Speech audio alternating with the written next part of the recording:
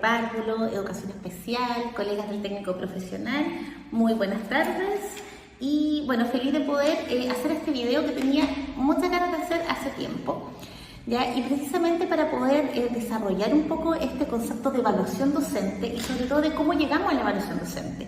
Yo llevo muchos años trabajando en el proceso de evaluación de los profesores y la verdad uno escucha tantas cosas como que la evaluación no sirve, o que no, por qué nos tenemos que evaluar, o por qué no se evalúan todos, distintas cosas que es interesante investigar sobre esto. Finalmente, ¿cómo es la evaluación docente en otros países? ¿Es factible que no nos evaluemos? ¿Por qué nos evaluamos con un portafolio y no nos evalúan nuestros propios directivos? Entonces, cuando aparecen todas estas interrogantes, es interesante poder hacer investigación educativa.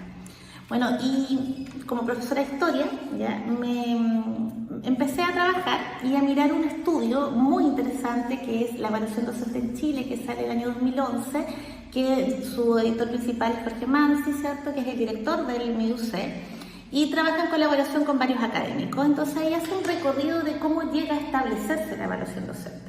Bueno, y es importante recordar de manera muy breve la situación que vivió el profesorado, el magisterio, ¿cierto?, durante la época de dictadura, donde se pierde la condición, ¿cierto?, de trabajador estatal y pasan a ser parte de las municipalidades y regidos por el Código Laboral, lo que obviamente va a degradar muchísimo, ¿cierto?, la carrera de pedagogía.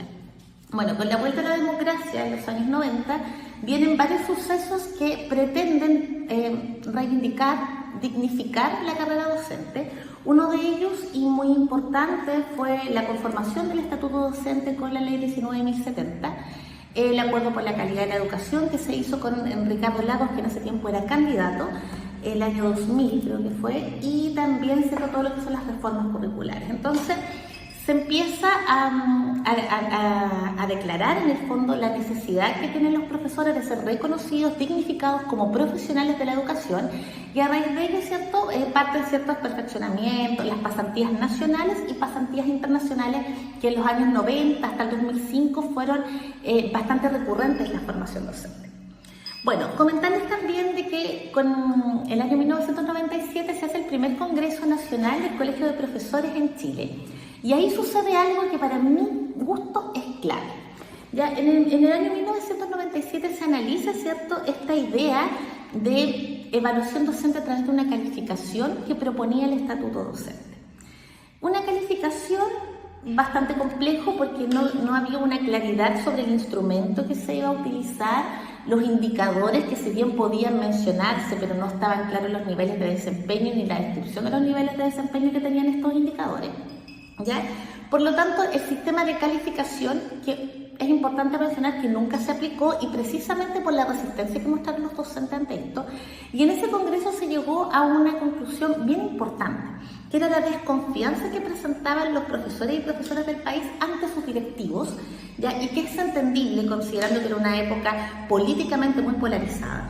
Bien, pero ellos manifestaban desconfianza de que las personas que los iban a evaluar internamente no tenían la idoneidad suficiente. No sé si eso ha cambiado con los años, ya es una pregunta ahí que se las dejo para que ustedes puedan pensar, ¿cierto?, si les gustaría realmente que los evaluaran con una connotación de evaluación docente nacional, su director, su directora, su jefe de UTP o sus directivos. Entonces, es bien interesante cómo ocurre esto, y desde esa manifestación que hace el Colegio de Profesores el año 97, se llega a la conclusión de que la evaluación docente debe ser tomada por un externo y va a ser completamente externa. Y ahí aparece lo complejo. El año 2011, que es cuando yo me integro a trabajar para Docente Más, se hablaba mucho de esto, en el fondo porque se tenía que hacer esto y no era una evaluación más contextualizada. Y si bien en ese momento yo no entendí la respuesta, ahora me queda claro, o sea, se hace porque los mismos profesores en su momento así lo solicitaron. Ahora, el hecho que en su momento lo hayan solicitado así no quiere decir que es algo que no se pueda cambiar. Bien, entonces, ¿qué conservaron de la evaluación contextualizada? El informe de referencia de terceros, la autoevaluación y el evaluador par, que era como en el fondo que el profesor evaluarlo en su contexto. Sin embargo, nos damos cuenta de que hoy día no hay casi nada de evaluación contextualizada porque se sacaron esos instrumentos cuando se unificó, ¿cierto?, la ley de la carrera docente en el 2023. Entonces, así van sucediendo varias cosas que nos hacen entender por qué hoy día tenemos una evaluación externa. Y viene la segunda pregunta. Yo creo que no se hace mucho hoy día, más que están esperando el resultado de su portafolio. ¿Por qué un portafolio? Y bueno, yo empecé la investigación al revés, porque en la Biblioteca del Congreso Nacional hay un documento que es excelente, que se los voy a dejar en el link, ¿ya? Que es un estudio comparativo sobre la evaluación docente de países de Europa, ¿ya? Que es el caso de Suecia, Portugal e Inglaterra.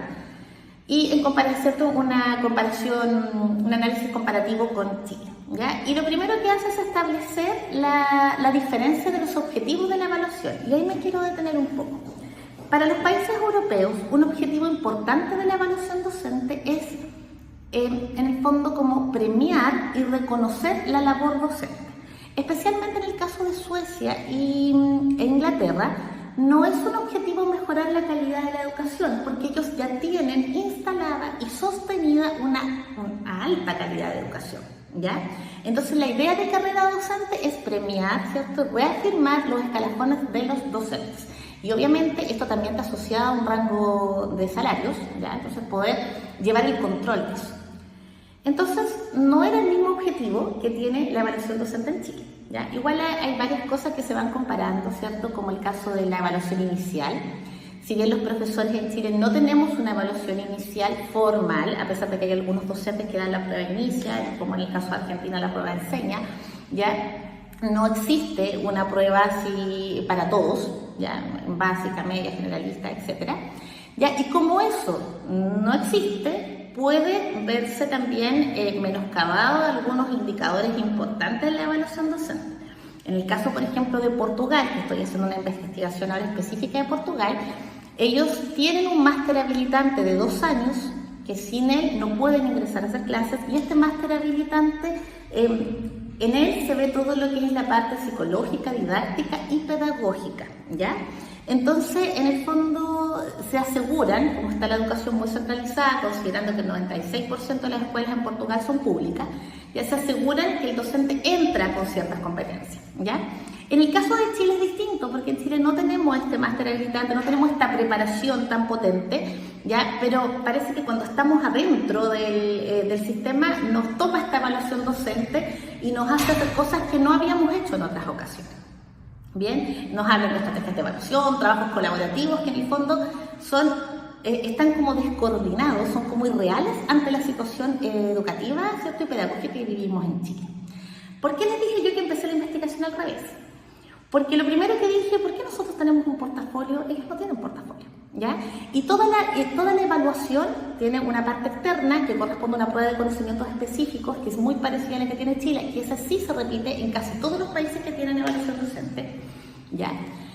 Pero la evaluación de ya la parte de planeación didáctica curricular es siempre interna, o sea, evalúan directivos, se hacen entrevistas dialógicas con los docentes, se llegan a acuerdos sobre las necesidades profesionales y se está estableciendo un monitoreo de seguimiento. Y me volví a la pregunta, o sea, en realidad hacer un portafolio no tiene mucho sentido, porque el portafolio hoy día tiene una sobrecarga para el docente, a pesar de que hay personas que nos dicen, oye, pero si es lo que tú haces todos los días. No, no es lo que nosotros hacemos todos los días, nosotros no describimos una planificación todos los días. ¿Ya? Eso no es una planificación, lo que nosotros hacemos es una descripción de planificación. ¿Bien? Entonces, claramente es una carga adicional. ¿Ya? Entonces, ¿qué es lo que pasa acá? Se diluye la idea de una evaluación contextualizada. Bien. Sin embargo, ahora me voy a los países latinoamericanos y empiezo a hacer la investigación. Y ahí me encontré a lo mejor con el fundamento del portafolio docente. Recuerden ustedes que todo lo que es la elaboración del portafolio docente recae en manos del CPIP como organismo mandante, pero finalmente los que diseñan las pautas y diseñan el formato, los manuales, etc., corresponde a la Facultad de Psicología de la Pontificia Universidad Católica a través del Instituto de Medición y Evaluación de los Aprendizajes, el MIDE-UC. ¿Ya? Y el MIDE-UC es parte de una corriente evaluativa, ¿ya? Bastante empresarial para mi gusto. Sin embargo, no trabaja solo, trabaja en lo que es el Laboratorio Latinoamericano de Evaluación y Medición, que este año de manera excepcional está funcionando en Chile, ya porque se rota todos los años, al cual pertenecen varios países de Latinoamérica, siendo los más importantes México, Perú, República Dominicana, ya, Uruguay, Argentina, y que están buscando formas de evaluar y medir no solo los docentes, sino también los aprendizajes a través de las distintas pruebas internacionales, ¿ya? En base a las características de la región latinoamericana. Y aquí sí me encontré con los portafolios, ¿ya? Si bien en el caso de México, que México ha hecho muchos estudios muy de la mano con el MIUC, especialmente a través del Instituto de Medición que tiene el Tecnológico de Monterrey, ya, ellos también tienen un sistema de redacción de una planeación didáctica a través de un portafolio. En el caso de República Dominicana también tienen un portafolio de experiencias innovadoras que deben presentar en este proceso de evaluación. Ahora, con respecto a la carrera docente, casi todos, salvo Argentina, tienen asociado avanzar en las escaleras, escalafones o grados de la carrera docente asociados a un rango monetario o de salario, ¿ya? Eso, y en Europa también se repite la misma idea. ¿Ya? Ahora, claramente cada país va desarrollando su evaluación docente con las especificaciones y cambios que van teniendo. Chile ha tenido pocos cambios, ya comparado con el caso de Perú o México, que han ido reevaluando su evaluación y haciendo los cambios. Creo que ahí todavía Chile está en desventaja. Por ejemplo, el caso de Perú, Perú pudo hacer una evaluación distinta en el área rural y en el área urbana, ya que se miden indicadores distintos, ámbitos distintos, evaluadores distintos, considerando, ¿cierto?, el caso de Perú, que tiene una población rural bastante potente, ¿ya? A lo mejor en Chile habría que hacer otras especificaciones, por ejemplo. Pero aquí, ¿por qué voy a este punto? Porque en Latinoamérica sí existe el portafolio y de ahí, desde mi conclusión, quizás sea la idea de que el objetivo de la evaluación es distinto al europeo. Porque en el caso de la evaluación educativa para profesores en Europa, no va apuntada, especialmente dentro de la investigación, en el caso de Suecia y Inglaterra, porque el caso de Portugal es distinto, que todavía está en un avance, ¿ya? No va apuntada precisamente a la mejora de la calidad de los aprendizajes, porque eso ya lo tienen sostenido en el tiempo, ¿bien? Va apuntada a reafirmarse y premiar la carrera docente. En el caso de Chile y del resto de los países de Latinoamérica, sí hay un objetivo importante con respecto a mejorar la calidad de los aprendizajes. No solo la función docente, no es solo premiar ni reafirmar al docente, sino que se trata de cruzar la información y en realidad todavía esto nos arroja de que hay aspectos de los aprendizajes de los estudiantes que se relacionan, ¿cierto?, con las competencias pedagógicas que tiene un docente. Entonces nos damos cuenta de que no somos el único país del Cono Sur que tiene este portafolio para evaluarse y que es parte de una práctica. Sin embargo, es importante que nosotros tengamos claro que pareciese que las autoridades, ¿cierto?, y los tecnócratas, los que guían esto, como que les gusta mirar a Europa para algunas cosas y para otras no, porque recordemos que España siempre ha sido un referente, especialmente con lo que fue la jornada escolar completa, ¿cierto?, la reforma curricular del año 2000 en adelante, 2006, que hubo una muy importante. Siempre se miró a España como un modelo, ¿ya?, y no a los países de Latinoamérica, ¿ya? Entonces creo que sí sería interesante, ya que como que los gremios, ¿cierto?, los docentes, pudiéramos pedir una revisión de esta forma de evaluarnos. Y creo que la forma correcta no es pedir no evaluarnos, ¿ya?, porque eso es una falacia. Somos un país, ¿cierto?, en vías de desarrollo que necesita de la evaluación docente como todos los países que están en nuestra situación, ¿ya?, y que tiene una evaluación docente, incluso me atrevería a decir un poco más dura que la nuestra.